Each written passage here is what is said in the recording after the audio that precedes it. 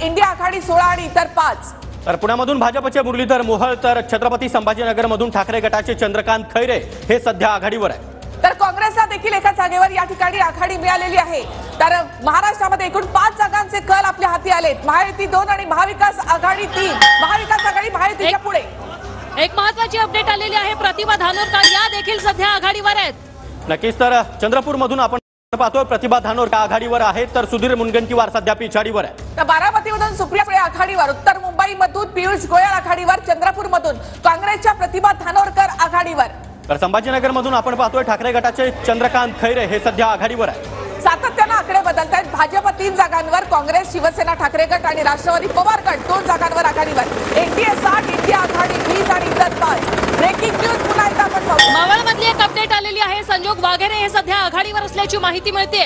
नक्कीच, तर मावळमध्ये संजोग वाघेरे हे सध्या आघाडीवर आहेत। धक्कादायक बातमी म्हणावी लागेल, कारण श्रीरंग बारणे हे या ठिकाणी विद्यमान खासदार आहेत। संभाजीनगरमधून ठाकरे गटाचे चंद्रकांत खैरे आघाडीवर, बारामती